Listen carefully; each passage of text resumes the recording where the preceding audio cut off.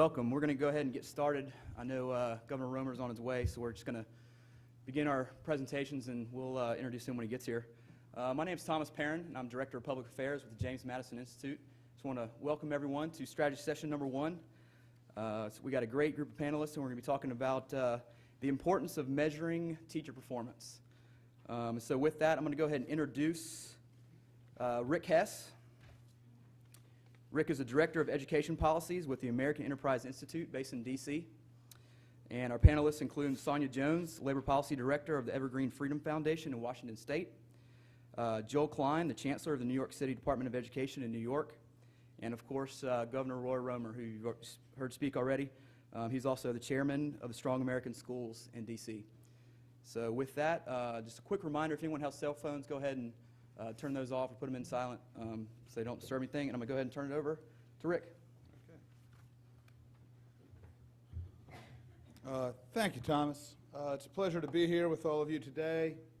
My name is Rick Hess. I'm a Director of Education Policy Studies at the American Enterprise Institute. I come to this business once upon a time. I was a high school teacher in Baton Rouge, Louisiana. Did my master's in education at the Harvard University Graduate School of Education. Got frustrated teaching down in Baton Rouge. I went back, did a PhD in political science at Harvard. Taught as professor of education at the University of Virginia for a while. Wound up getting recruited to AEI about 5 years ago.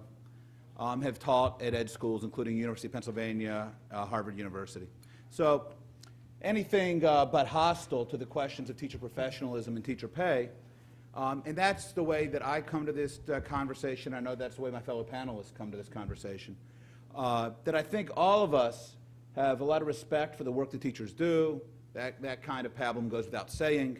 The real question is, how do we make sure that we're getting the teachers our kids need, that we're finding ways to keep and retain the best teachers, and that we're preparing teachers to do their job effectively. And part of that, of course, is evaluation. Part of that's compensation. Part of that is contracts.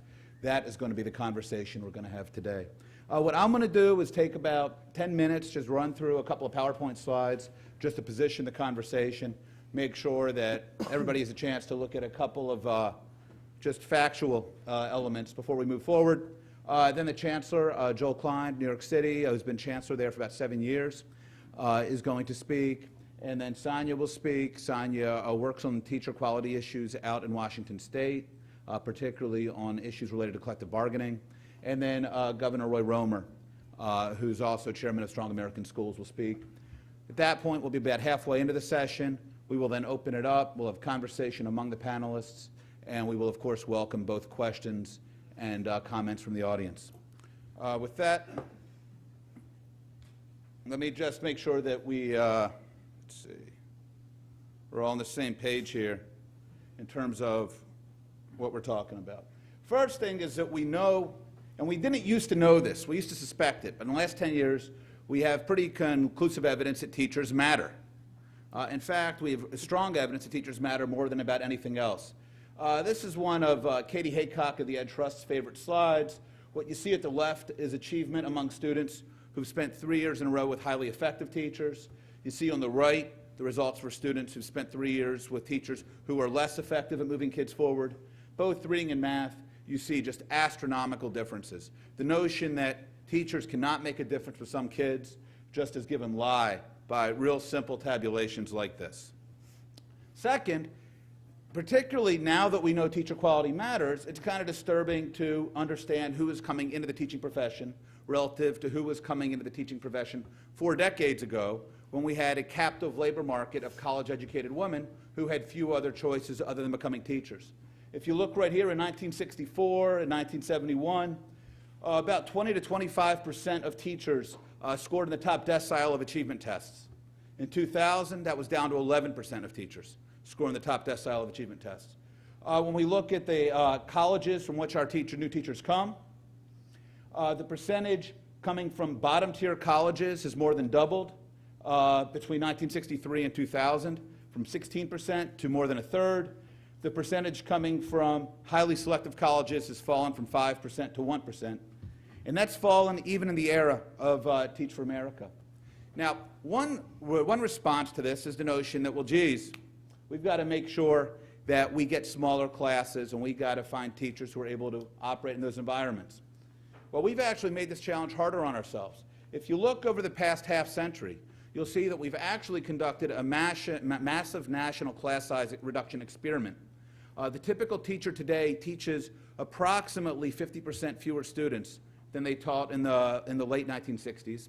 We've gone from median class sizes of about 26 or 27 students per teacher in the mid-1950s down to about 16 students per teacher in the year 2000. One consequence of this is we just need to hire a whole lot more teachers. In the mid-50s, we had about 1.2 million public school teachers nationally. Nowadays, we're over 3 million. That means, for those of you who are interested in these things, that nearly 10% of all college graduates in the United States work as public school teachers. It makes it difficult for us to find the kind of talent that we need. Another response is that, well, we need teachers who are going to be better trained and we got to pay them well. Well, first thing to keep in mind is that the education of our teachers has actually increased dramatically in the past half century. The percentage of teachers with a master's degree or a doctorate was less than 1 in 4 in 1960. Today, it's well over 50% of teachers have a master's or a doctorate. When you look at teacher pay in real dollars, can we shut the doors back there, please? When you look at teacher pay in real dollars, you see that compared, say, to the 1960s, it's up substantially, up by about 25%. There was a substantial trough in the late 70s and early 80s, but real teacher pay today is as high as it's ever been in the past half century. In fact, when you look at teachers relative to other professions, the notion that teachers are underpaid is at least should be subject to serious conversation and debate. If you look here, remember, teachers only work under contractual terms about 190 days a year. Typical state, 180 teaching days, 10 prep days. That's a 190-day work year. If you factor that in and you look at hourly wages, you see that teachers are actually better paid than accountants, computer programmers, engineers, architects, and surveyors, according to U.S. federal data. If you look at starting salaries as compiled by the American Federation of Teachers, you see that teachers are somewhat below at the starting point some of these other professions. But if you look at median earnings, which means people not only at the start of their career, but people at the midpoint of the earnings ladder, you see teachers are actually relatively close to other college graduates. Key point here is people say, all right, well, what we need to do is we need to identify up front who are going to be good teachers. We've got to license teachers to make sure that only effective educators are in the classroom. We've got to identify the most veteran teachers, teachers who have gone through approved training programs, teachers who have more specialized training, teachers who have higher verbal scores. All this stuff sounds good in theory. The problem, Dan Goldhaber has pointed this out. Dan Goldhaber up at Center for Reinventing Public Education, University of Washington, an Urban Institute scholar, has pointed out if you load all the variables that we know about into the predictive models, you can predict in advance on paper about 3% of the variation between one teacher to the next. Bottom line is, go back to that first slide, we know teachers matter a ton. It's just on paper in the abstract, we can't predict very effectively who are going to be the good teachers. We have to wait till they're actually in the classroom. One concern we hear about a lot is teacher turnover. The overall teacher turnover rate is 13%. 7% of this is due to folks migrating to other professions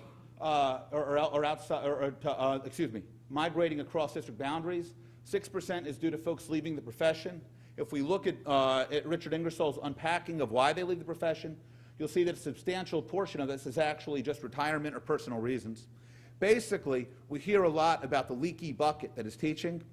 The data suggests that we don't actually lose people from the teaching profession at rates disproportionate to the rates at which we lose them from other professions. So this notion that the real challenge is just to keep the teachers that we have is actually, I would suggest subject to debate. Now, one concern that many of us have, of course, and both the governor and the chancellor can speak to this directly from experience, is the role that collective bargaining agreements play in teacher quality. I'm somebody who studied this. I am comfortable stating that, without a doubt, collective bargaining agreements, particularly when it comes to teacher assignment, teacher compensation, and work rules, get in the way of thoughtful and sensible management and accountability. The flip side of this is I think they are also frequently used by superintendents and school boards as an excuse for not doing their job. The reality is, if you actually, we went and finally able to do this because the National Council of Teacher Quality has these data up. We looked at the labor agreements for the 50 largest districts. If you just go through what's in the agreements and the accompanying school board statutes, and you look at how restrictive these actually are, they're not nearly as restrictive as legend has it. About 30 or 35% are clearly and absolutely restrictive. About 10 to 15% actually provide clear flexibility. The vast majority actually tend to be highly ambiguous. It's not clear what superintendents are in a position to do. There are contradictory provisions which say that superintendents may and also say that they may not do certain things. These are the kinds of contracts that in the private sector you get aggressive management. They push and get high-powered attorneys and do what they can. In the public sector, because school boards tend to be risk-averse, because superintendents rarely get promoted for picking fights, what they tend to do is if there's any doubt, if there's any ambiguity, they tend to lay down and let it slide, and then they go ahead and blame the contract. Again, if it comes to teacher quality, then the question here is not necessarily the contract. The question is what is leadership doing within those agreements. One takeaway from all of this is that there's been a lot of interest in new model compensation plans. Probably the most most frequently pointed to is the Denver Pro-Comp plan. I think there's been a little bit of misunderstanding about what this entails. Traditionally, Denver used the salary schedule like any other district. The way these work is what's called the step and lane pay scale. This is a simplified version of it. If you look at how many credits somebody has, you look at how long they've been teaching, that tells you how much they're going to make. Real problems here are obviously about rewarding talent and keeping our best teachers. What they've done in Denver is they've gone to a pay scale that actually entails 4 components. Takes into account learning gains, takes into account evaluation, takes into account pay for teachers in the toughest schools, and takes into account teacher credentials. Many of us who've argued for the need to move from the step and lane pay scale to something more professional have celebrated this as a useful departure. I think people have tended to over-celebrate it, though. If you actually look at the dollar amounts attached to this, what you'll see is that the vast majority of dollars are attached to the traditional stuff, to did the teacher get a graduate degree or a national board licensure? Is $3,200. Are they pursuing graduate courses and educations? Another $1,000. Are they doing the professional development units at $700? You look over all the student growth stuff combined. Student growth, objectives, expectations, are they part of a distinguished school? All that stuff combined adds up to only about 2/3 of the graduate degree and national licensure. So this is a useful and appropriate direction, but it's important for us not to over-celebrate what are really relatively incremental departures. Final slide here. What do teachers think about all this? When we think about what the teachers are comfortable with, how much room is there to reach new agreements? I think there's a lot more than stereotype sometimes has it. When we ask teachers, what's going to help us attract more effective teachers? When we ask them, how about if you can leave and return to the profession without losing retirement benefits? 3 out of 4 veteran teachers and new teachers say absolutely. That is something that is going to make it easier to attract and retain talent. Of course, that is exactly what happens in most talent-seeking private sector organizations. How about paying signing bonuses to attract new talent? Veteran teachers are skeptical. Only 37% are comfortable with this. 65% of new teachers told the education sector, told Public Agenda in doing the survey for ed sector. 2 out of 3 new teachers are comfortable with bonuses for new recruits. How about, are teachers okay with actively recruiting and training second career candidates? 60% of new teachers are. In fact, when we start thinking about financial incentives, the vast majority of teachers are okay with incentives for teachers who work in tough schools.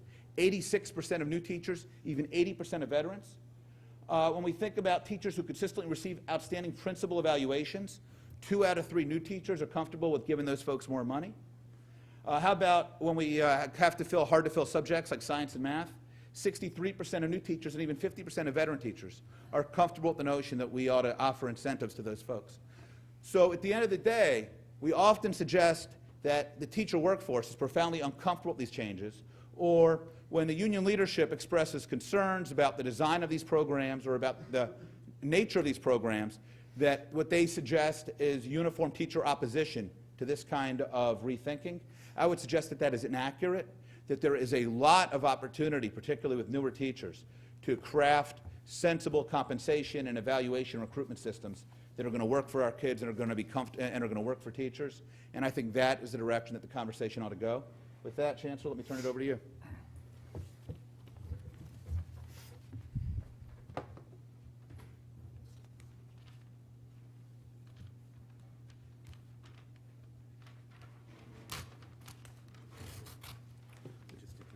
Yeah, just right there. Good afternoon. I'm thrilled to be here, and I want to say at the outset, as a lifetime Democrat, I think Jeb Bush was talking a lot about Nixon to China. This is everybody's fantasy, except perhaps for Nixon and China. But Jeb talks a lot about it. And for me, when I was invited down to talk to the governor a couple of years ago about school reform as a lifetime Democrat, I wouldn't say it was Nixon to China, but Klein to Tallahassee was still a long schlep. And I want to say this too. I think Jeb Bush has really been at the forefront of significant school reform in the United States. I think he's a gutsy guy. I do think he has the tire track marks to show for it. I've learned a lot from him and his team down here, and I'm pleased to be down here again. Let me start with what I think is, there's so much noise in educational reform. But I just want to try to strip it down to two concepts, one of which I'm going to talk about today and the other of which tomorrow. The second of which, accountability, is a precursor to the first, and it goes to a lot of what Rick has been talking about. In other words, when we talk about a great teacher, we've got to have a vocabulary against which we're measuring that. And for me, that's got to be tied into a meaningful accountability system. So what I look at is not how qualified or how this or how that. I want to know how a teacher affects student performance, apples to apples. Rick's first chart, based on Eric Hanushek and other people's work, is the most important. And I know this from now being 6 years superintendent or chancellor in New York City, that the same kid with different teachers, you get entirely different outcomes. Don't let people tell you that it's poverty in the family and all those other things. Those things affect a kid. Sure, it's a lot easier to educate a highly motivated kid who comes to school with a dazzling vocabulary and parents who are all over that kid to do well. But we can dramatically change outcomes for kids, and we see it happening. Katie Haycock and her team have demonstrated it happens far too infrequently, and that's the question. So to me, the question about teacher is it's got to be measured against a meaningful and robust accountability system that shows how some teachers move kids forward and some teachers move kids backward. And that metric, imperfect though it may be, it's got to be the metric that we measure quality. I'm not looking for highly credentialed. I'm not looking for highly qualified. I'm looking at high-performing people. When I practiced law, I looked for them. And I always used to remember Ed Bennett Williams, one of the great lawyers of our time, said those guys from Harvard, he didn't want those guys because they're not hungry enough as the guys from Georgetown. And that was one of the factors that he looked for in recruiting great lawyers. And what I'm looking at as a school superintendent or chancellor is who are those teachers who are going to move my kids forward, and how can I reward them, and what consequences can I impose from those who are not doing that in order to successfully educate many more kids at every dimension of the spectrum in my school system. When you understand school reform, it talks about a billion things, after school, preschool, pre-K, all these things. They're all important. Curriculum, they're important. Don't get me wrong. But there is two basic facts that are widely acknowledged and almost never talked about. The first, the most important thing, not perhaps, not maybe, most important thing in a child's education is the quality of her teachers. Okay? Second, that most important factor is wildly maldistributed in America today. The kids with the greatest challenges get disproportionately a mix of teachers who couldn't make it at other schools and young, ambitious, good-hearted teachers who find no mentoring supports or other things at the schools they show up at because the other senior teachers there are fundamentally not in a position to do that. Now, if you want to think about how you crack this problem, there are three pillars that it's built on, and you fundamentally have to create three different pillars, or at least other different pillars. First pillar, second pillar, and third pillar are seniority, lifetime tenure, and lockstep pay. right? And if you look at the way we distribute the vast amount of money for teachers, it's fundamentally tied in to longevity, which then rolls up in a defined benefit pension plan. So as you invest, you're fundamentally investing in a locked-in workforce. And the politics, and yes, the power that attends those discussions, in my view, is far more important than the words in any labor contract. Now, if you want to shift this, you have got to move to a system that rewards those who perform, that incentivizes those who take on the toughest challenges and perform well in that environment, and that fundamentally creates options for people who are not looking for a lifetime benefit, but looking for an 8 or a 10 or a 12-year career. And you've got to change the monetary structure by which we address and reward teachers. And lastly, there's got to be consequences for non-performance. And again, I mean performance in terms of moving kids. That's what we're doing in New York. Unfortunately, in the real world, it's a lot harder than on the blackboard. And we've been working through these issues constructively with our union, at times fighting with our union, but we've been working through these issues over the last 6 years, and I want to just walk you through what we've been doing. That's the agenda, and strong, remember, is not how much she can bench press, but how far she can move her kids forward each year. We have 1,450 schools, 1.1 million students, bigger than the city of Detroit, 75,000 teachers in the classrooms, bigger than most cities in Florida. And our key strategies are 5, and to use the acronym, it's RSSPE. We like to call that recipe: recruiting the best applicants, selecting the most qualified, supporting developing teachers with tools they need, placing teachers where they're needed throughout the city, and enforcing consequences. Those are the 5 things from the day I've been there that I told my people have got to be at the core of the work that we're doing in transforming schools in New York. First thing, of course, is recruit. So we dubbed this Join New York's Brightest. In New York City, everybody, you know, the cops are, the firemen are the bravest, the cops are the this, and so we have the brightest. And one of the things our mayor's done, you'll hear him talk about this tomorrow, he's increased teacher salaries across the board 43% over the last 6 years. We've created some of the most aggressive alternative certification programs in the country, bringing people in from other pathways, second career people, lots of kids right out of college, and many kids who both have the passion and the capacity to do the work that needs to be done. We have used incentives for teachers in shortage areas. I would like to do a lot more of that, both in high-needs communities and areas like math, science, special ed, where it's much harder to get even minimally qualified teachers. We've aggressively recruited in our city, invested heavily. Lots of people, young people in particular, love to come to New York City. So in addition to enhanced pay, we've got the Big Apple to offer as a drawing card. And we've also collaborated with colleges and universities to try to convince them, as part of their acculturation process, to promote teaching as a profession, not as a basically fundamental trade union model, which is dominated for so much of the late 20th, early 21st century. And we had some successes. The number of applicants has increased, both in terms of our teaching fellow alternative certification, our traditional numbers. So in the last, we don't have the numbers that are reliable going back, but just in the last couple of years, you see a non-trivial increase. At the time I started, 12% of our teachers weren't even certified, which should be a minimal threshold, by no means ultimate outcome, but minimal.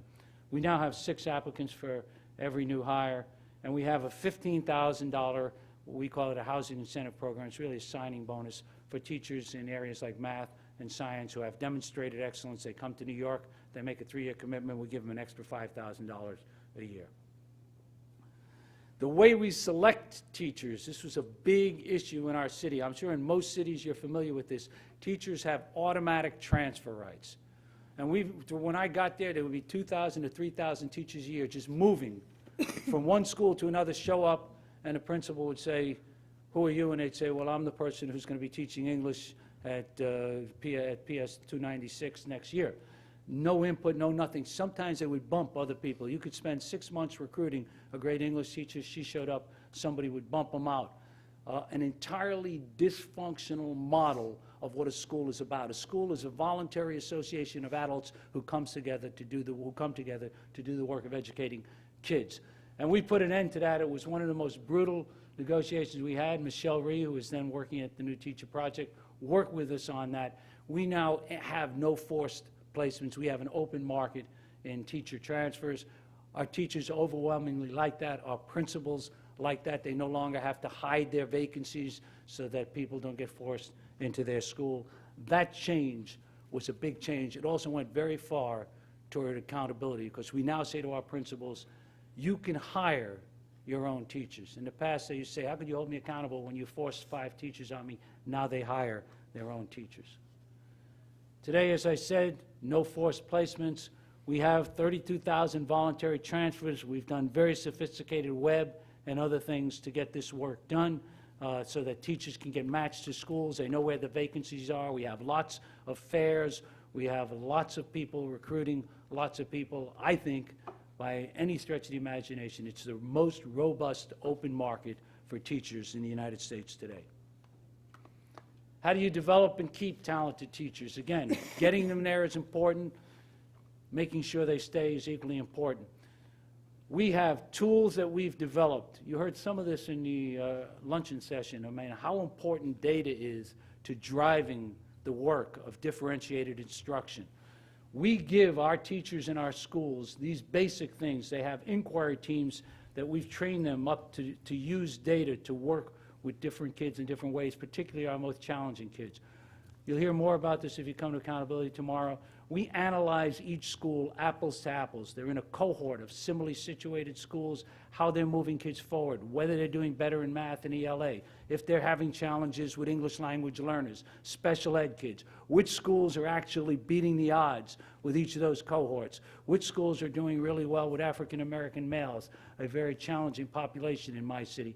And we provide all that data to people. Indeed, it's getting wrapped up in the bottom line thing there called ARIS, which is our data management system. That makes data and accountability useful at the school. It becomes a spotlight, not a sledgehammer, so that our schools can do the work with the information we provide them.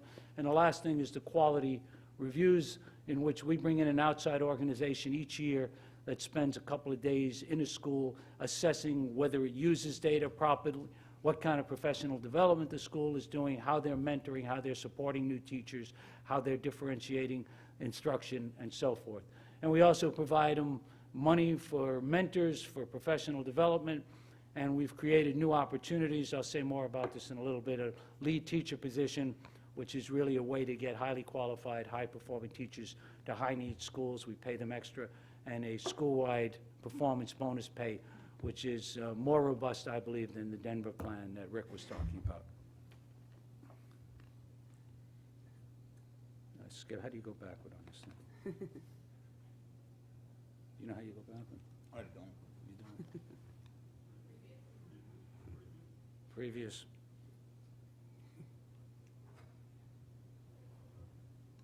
Well, I managed to shut it off. All right. But still doesn't go backwards, right?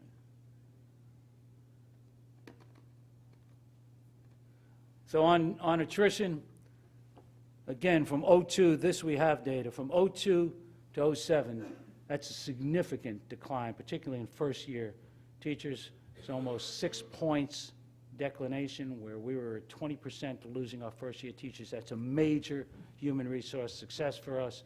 And on all teachers, even going from 12.2 down to 9.5, that's very significant in terms of what we're doing.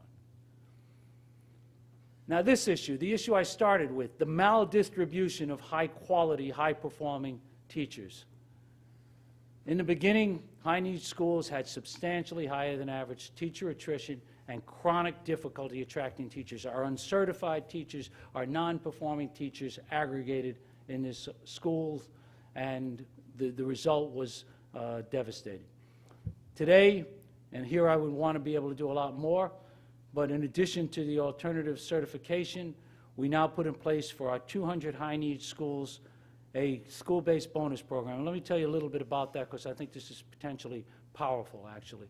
What it says is each school in New York City under our accountability system, they have a target of how much they have to move their students forward. Today it's based on English language arts and math, but in the future it'll include science and social studies, and they have to meet that target. If they meet that target, for every teacher they have in that school, they get an additional $3,000. So if you have 100 teachers, you have $300,000. So the school is in it together.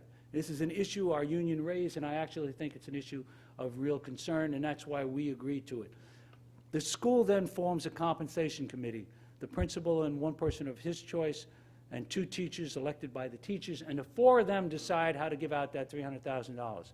They can give it all to Rick Hess, because he's a superstar, or they can give Rick and me the same $3,000 each. That's up to them. The one thing they can't do is base it on seniority. And what was interesting, we said no school had to do this. If a school wanted to, 55+% of the teachers had a vote to do it. And in fact, the net effect of all that was over 90% of the schools in the 200 that we sought to do this with, which were low-performing schools, over 90% volunteered to do it.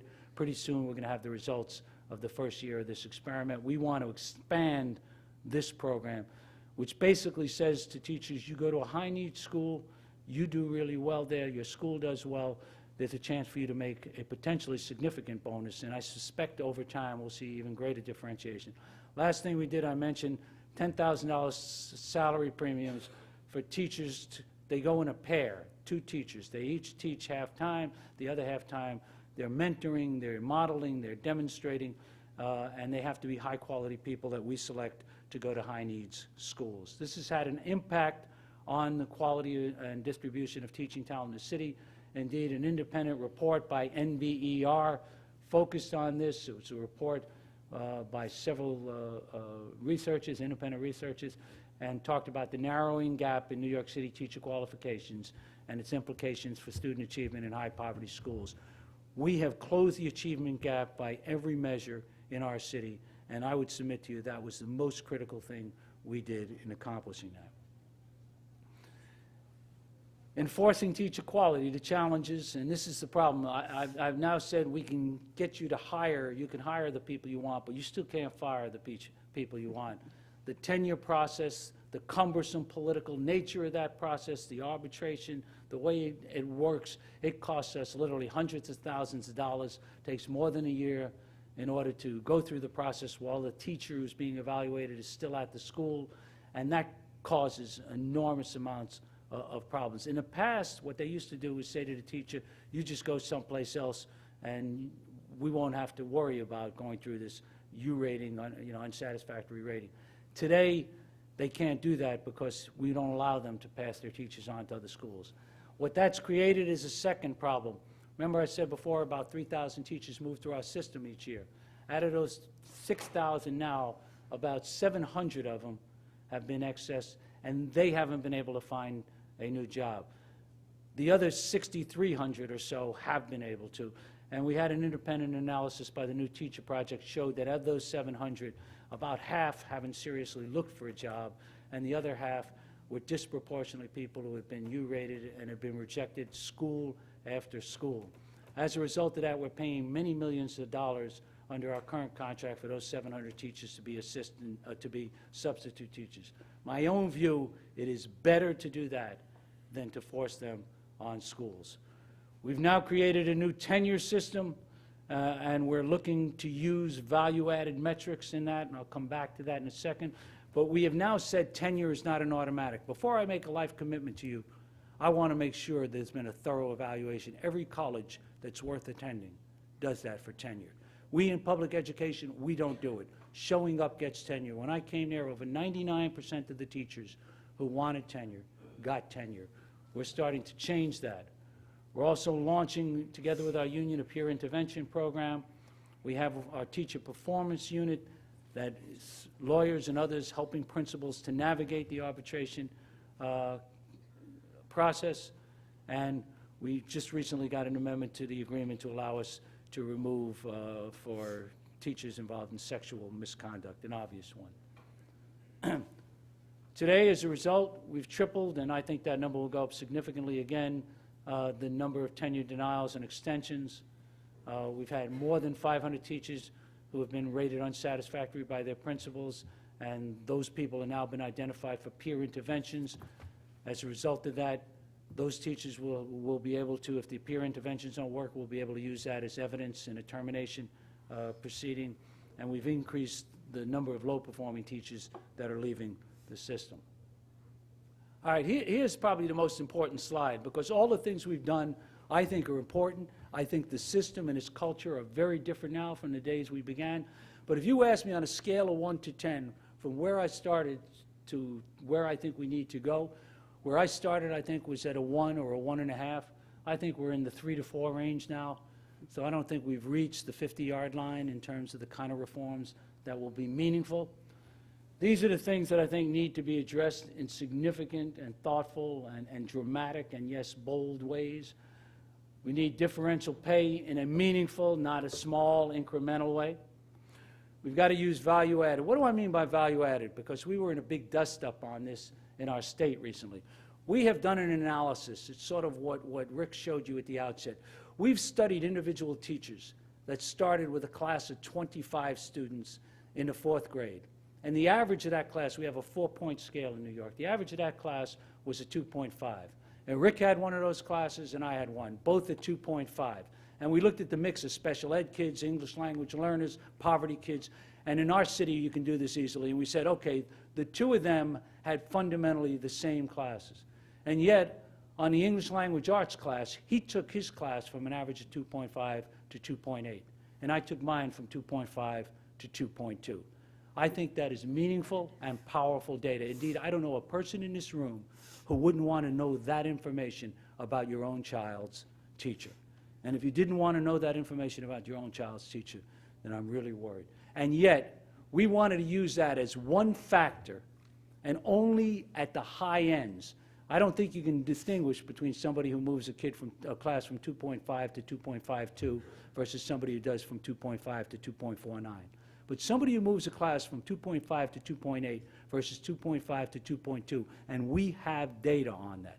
And if they do it 2 and 3 years in a row, those distinctions should be significant. We wanted to make that one out of several factors in our evaluation process, and the union went to the legislature, and in the middle of a budget battle on a bill that nobody says they introduced, they prohibited us from doing that and set up a study commission. But that data is critical, and we need to bring it to bear. Again, the small differences don't matter. We've got to be able to release the excess teachers who can't find jobs in a reasonable period of time. We've got to increase the accountability on ed schools. In our contracts now, I'm saying to ed schools, I'm going to study how your teachers actually move value add, and that will decide which ed schools we use to train up our alternative certification teachers.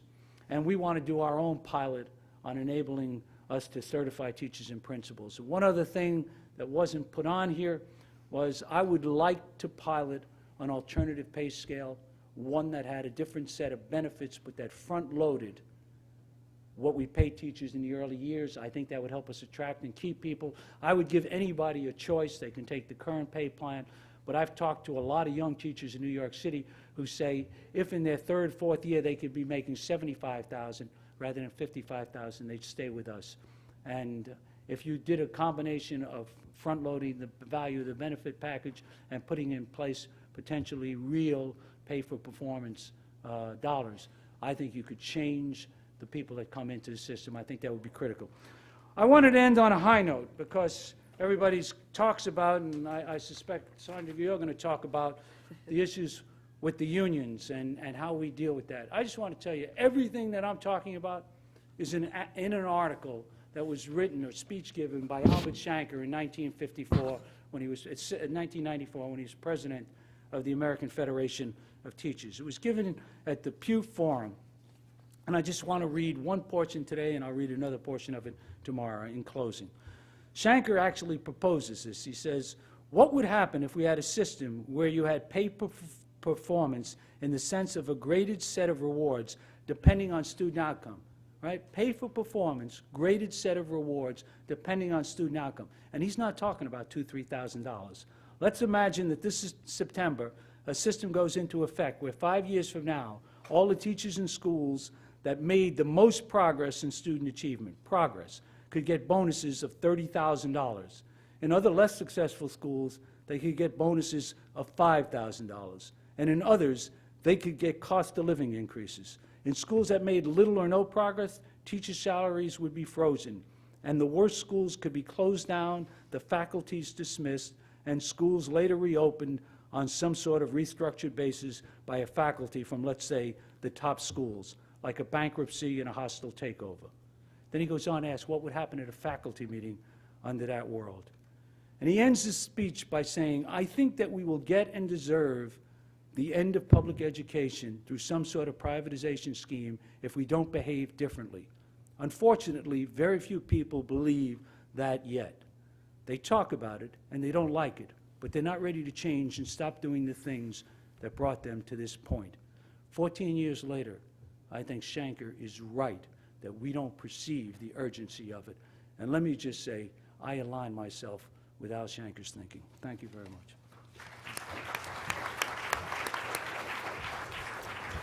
Sonya?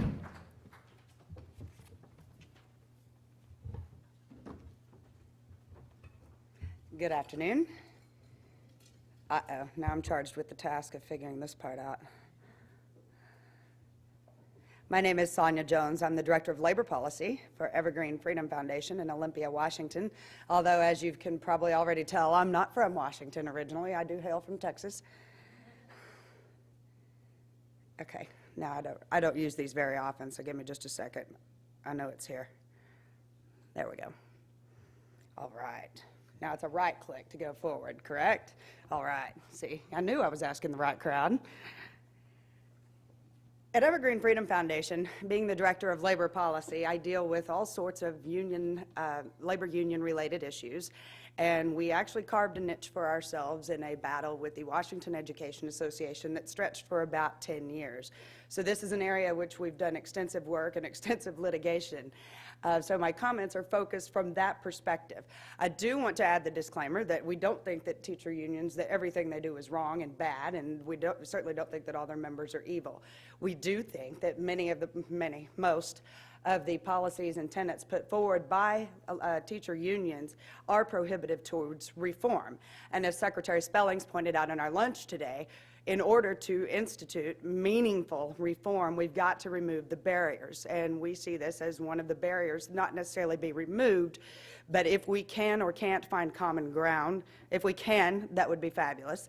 If we're unable to find common ground, then some of the power needs to be stripped a bit. Let me give you an example before I launch into the PowerPoint. Recently in Washington State, the National Math and Science Initiative, which is a Dallas-based private fund funded largely by Bill and Melinda Gates, let's see, who's the Apple? I just completely went blank. Thank you very much. And also Exxon. It's a National Math and Science Initiative heavily funded by those people who know a thing or two about math and science and how to be competitive and productive in those fields, awarded 7 states grants of $13.2 million each to expand their advanced placement programs in the math and sciences. Of those 7 states, 1 state refused the grant, and that was Washington. While $13.2 million it's actually a drop in the bucket compared to most budgets for school districts, even the smaller school districts in Washington State, it's indicative of a much bigger problem. The reason that grant money was refused in Washington and accepted in other states such as Massachusetts and Connecticut, where they were able to come to terms with this private foundation, but in Washington State, the collective bargaining laws mandate that all compensation to be paid to teachers must first go through the collective bargaining process, no exceptions. The only way there could have been an exception would have been if the school districts themselves, and there were 7 high schools located in 4 school districts set to receive this funding, would be if they and the local union would have both agreed to recede from the collective bargaining agreements in place and allow this money to come on through. That didn't happen. We became the laughingstock of the nation. This story broke on May the 5th, completing, went for a full month's news cycle, ended up on CNN, in the Wall Street Journal, and on Fox News, over $13.2 million. Again, it is indicative of a much larger problem, that reform and private money coming into our educational system. And by the way, there was also talk of matching funds for that money, more free private money, to expand math and science education is just not allowed for. That's a change to the status quo, and that's pretty scary for people who make their living off of maintaining the status quo. So with that, I'll open it up, and we're going to talk a little bit about some of the, okay, see, I didn't do that right either. This is really hard to see, but I think it's in your handouts. The Mackinac Center in Michigan does a lot of the same things we do. They work in public policy arenas. They certainly work in the labor arena, being from Michigan.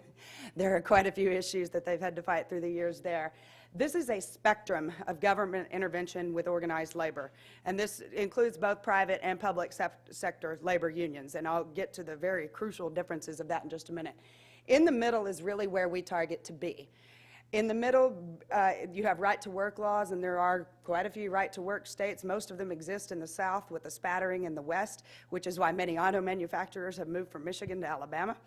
It's a lot cheaper to do business in right-to-work states than it is having to fight the unions in states like Michigan. So in the middle, you have right-to-work laws and also individual choice. Choice, what a beautiful word. Choice in representation. But in many states, like Washington, you don't have a choice.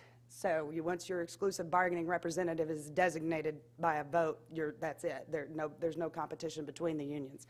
So this kind of shows where we've been before. There was illegal conspiracy on one end. You've got card check on the other side, which, for those of you who don't know, there's a bill being pushed through Congress that Senator Obama supports, and that's why it's been in the news a little bit lately, not making any comments on that part of it, but that would actually allow for card check declaration of your exclusive bargaining representative, which means that the card checks, for those of you who don't know, that's the first stage in declaring a union, and that's when you sign your name to a card in favor or opposed to unionization. So therefore, that part of the process is not anonymous and does not protect workers from coercive tactics on the other side. That actually sets up a second phase, which is for voting in a union or not, which is by secret ballot. The Employee Free Choice Act that's going through Congress right now would remove the second phase.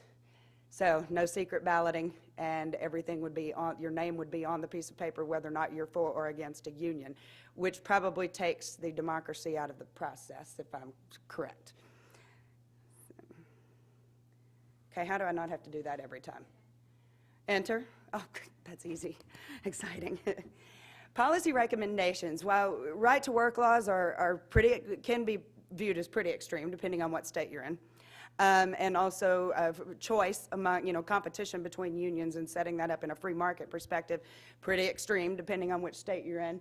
But here are some ideas that are not so extreme, that are pretty hard to argue with when you're talking to the general public, and this does take the sting out of public sector unions for sure. Before I go any further, private and public sector unions are quite different animals. Private sector unions are subject to federal law. They have to disclose far more information. They have to negotiate with business that's in the business of making a profit. So there are motives and incentives for reaching reasonable agreements. Whereas in the public sector, the state of Washington cannot, or the Department of Corrections, although it's looking like they might, they can't go out of business. So there's no profit incentive to reach reasonable collective bargaining agreements at the end of the day. Also, with public sector unions, you have taxpayer money funding the process in negotiations because they pay the public employees, the union dues come straight out of their checks, the unions then hire the negotiators, and then on the other side you have the state agency or the local agency. So taxpayers are funding the negotiations as well as the resulting agreements, yet this is not considered it's not subject to Public Records Acts or Open Meetings Act, Public Meetings Acts, those sorts of things. So public sector unions are quite a different animal. They're also governed by state law, state to state, as you'll see momentarily. So here are some of the policy recommendations we at Evergreen Freedom Foundation would like to see happen, and we do have model legislation that attaches to all three of these, so feel free to get in touch with me if you would like this for your state. And in a moment, you'll see which states do which of these. Open collective bargaining. This would require public employee negotiations to be conducted in an open fashion. It only makes sense that if the public's paying for the negotiations themselves and the public's expected to pay for the resulting contracts, that the public, and if not the public, certainly the members, ought to at least know what's going on behind closed doors when those agreements are reached in the first place. Financial transparency. This is a hot topic. I've heard this mentioned a few times, and certainly in an election year, this will be a hot topic across many issues. Public sector unions are not required, well, they're not required by federal law, and again, this varies state to state, to disclose their finances. There are members in Washington state of whichever public sector union that do not know how their unions are spending their money. They don't have to tell them anything below $5,000. So it's really tough for members to know exactly how their money's being spent. Teacher paycheck protection. This has been a big issue for Evergreen Freedom Foundation for a long time. We don't believe that teachers should be forced to contribute money to political causes or social causes in which they do not believe.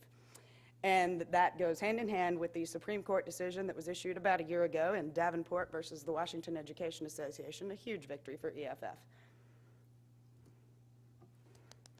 All right, open collective bargaining.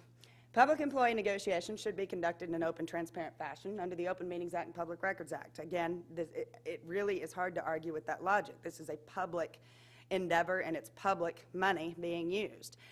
Many states do have open, including Florida. Florida has a great sunshine-friendly state, being the Sunshine State. You've got a lot of really great laws in this state related to this. Many states open the process to the public: Oregon, Idaho, Montana, and Florida. Not Washington. The case on the bottom here, Service Industry, SEIU versus OFM. You're all familiar with SEIU. OFM is the Office of Financial Management in Washington State. It became beknownst to us that negotiations between the governor and the governor's office and the SEIU were not all that friendly, and that some things were discussed there. We were kind of tipped off, alerted to this, and that there were transcripts from all of those meetings, and so we filed a public records request asking for the transcripts from those meetings. And right as they were getting ready to as OFM was getting ready to turn those over to us, they had to notify all the parties that would be affected, including the SEIU, and the SEIU jumped up, filed an injunction to block those documents from being turned over to us. These are actual quotes from the complaint and some of the depositions in that case from the SEIU. The information sought is of no legitimate concern to the public and not in the public interest. At the bargaining table, sometimes there are heated discussions before we are able to resolve issues. I would not want my comments during those discussions to expose to the public. If I knew that my comments would be available for public review, I would not be comfortable speaking until I had carefully thought through all of my comments. I might not decide to speak at all, and these are bad things. If I, in the heat of negotiations, stated I didn't give a damn about those complaining customers, and it was written down by a member of the management team, the Evergreen Freedom Foundation, or a media outlet would print it on the front page of any communications organ of their choosing, I would be subject to ridicule and confrontations with customers who might take offense. Who in public service has not heard "I pay your salary" from a member of the public who is dissatisfied with the service or job performed by the public employee? And shouldn't they have to hear that? If they're not doing the job you hired them to do by voting them into office, shouldn't they have to hear that? So these are the reasons why these documents need to be made public. So the judge ruled that records are public, but the door just cracked open on this case. They cannot be disclosed until after the legislature has approved the budget. So there's a very small window of time between that happening and the governor signing the budget into law where this could be blown out of water and perhaps something done about it. Union members, lawmakers, taxpayers need more information about the bargaining process when it comes to public sector employees. And again, we have model legislation that goes hand in hand with this. It should be known as kind of what the rest of the story. There was nothing in those documents. We did finally get our hands on the documents, and there was no smoking gun at all from those particular negotiations. So it was the precedent-setting value of the case that SEIU was most afraid of, and we didn't get that far with it. So here are states that allow public access to collective bargaining. My home state, your state, not many. Second proposal that we have is for greater financial transparency. Here's a listing of what private sector unions have spent that they had to disclose to their members on wining and dining various people, probably their boards, probably politicians. Those are some pretty big numbers for entertainment outings. That's just an example. Public sector unions, if they're doing this, don't have to tell anybody in a lot of states. Workers cannot, it just defies logic that they can make informed decisions about their leadership if they don't know how their leadership is spending their money. We wouldn't allow that in private industry. Worker right to know model legislation has to do with financial transparency, and it extends the existing federal requirements to state unions, such as the Washington Education Association and the National Education Association, and their affiliates on the state level. Unions would be required to file annual public reports. Workers support this, and we surveyed teachers in Washington State, and of those that responded, there are about 80,000 teachers in Washington State, about 2/3 responded, 95% are in favor of knowing where their money goes. But somehow we can't get the legislation through. These are the states that have public sector union financial transparency. Davenport versus the Washington Education Association, big case. What happened here is Washington passed a law that in Washington State and also elsewhere, you have the option, you can opt out of your union. It's mandatory to be in your union, or you can't have a job. But you can opt out of the union and pay only the shop fee or the agency fee. It's called different things in different places. And none of that money in the agency fee or the shop fee is supposed to go towards any political causes without prior affirmative consent of the non-member agency fee payer. Is that clear enough? I know it's a lot of words in there. So that was the law that was passed in Washington State. Davenport and others believed that the union was violating this by not asking for their prior affirmative consent and that they were spending money on political activities. It was found that they were. And last year, the Supreme Court of the United States rules 9-zip, which doesn't happen very often these days, that states can require unions to get permission from workers before spending dues on politics. It doesn't say that they must, it says that they can, and that it's not an unconstitutional restriction on First Amendment for the union, and it's actually a compelled political speech restriction on the non-union member fee payer that doesn't have the opportunity to deny letting them use their money this way. So that's what happened in that case. This is a case that we're trying to expand state by state. Again, it's constitutional to require the affirmative prior permission. Scalia wrote that unions have no constitutional entitlement to the fees of non-member employees. That, although in dicta, not the holding, that's something we hope to capitalize on in future litigation.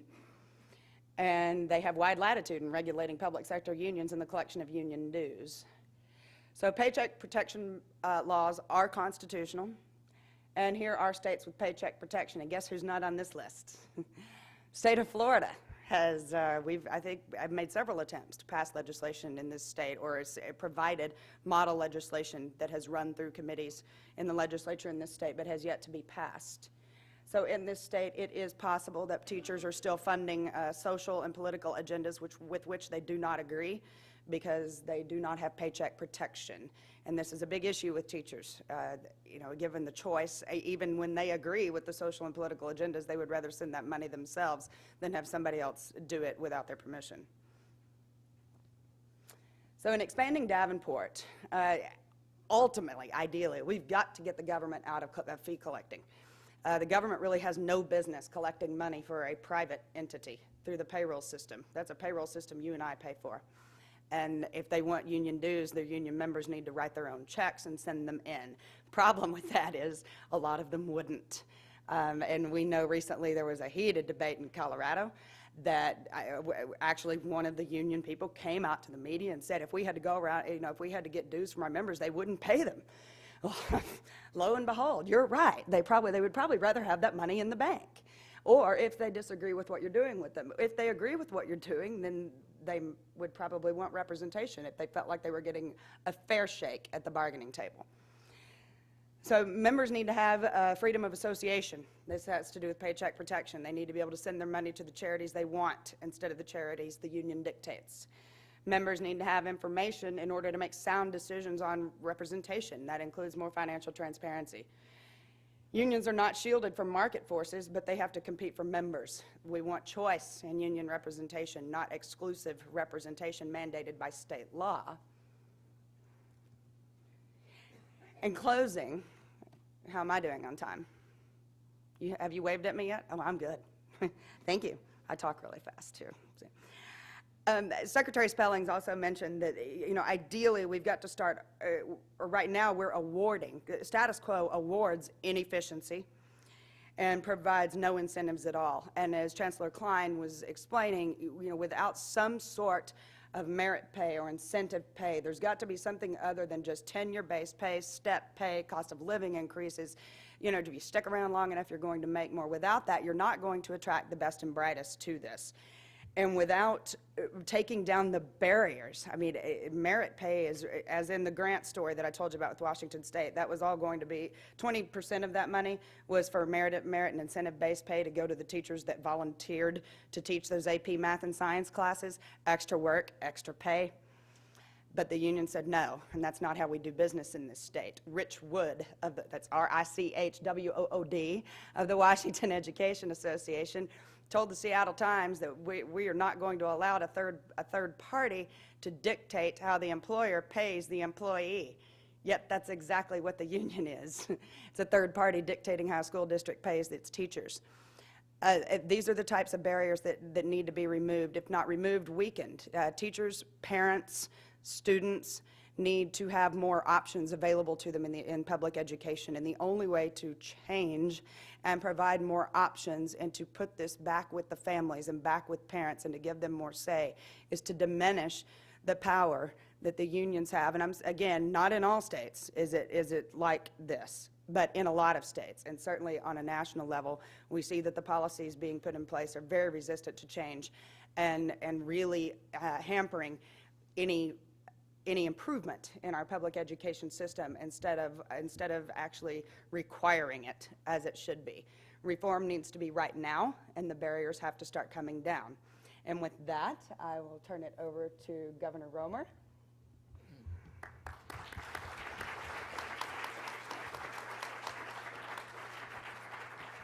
Thank you, Sonya. Governor? There we go.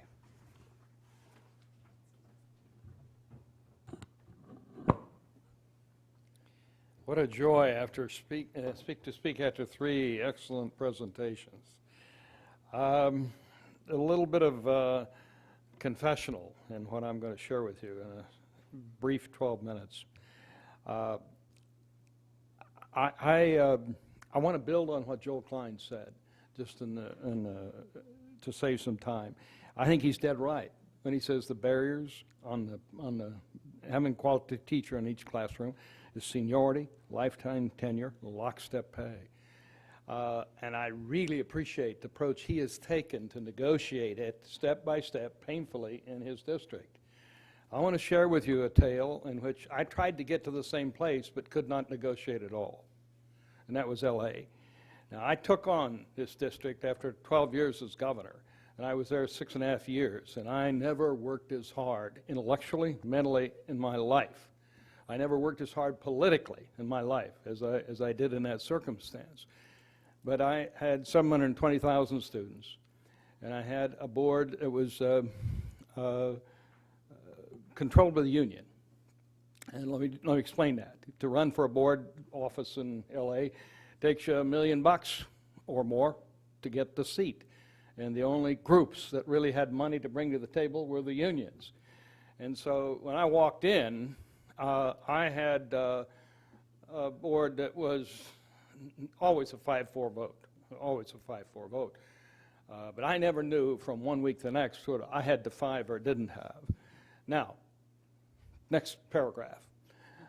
This district, out of 730,000 students, had 150,000 seats short, just didn't have seats for kids.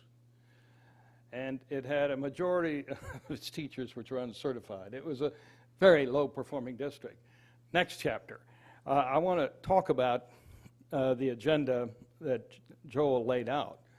But first, let me tell you some results. We moved that district over a period of 6 years, and I'll just speak of elementary for the moment.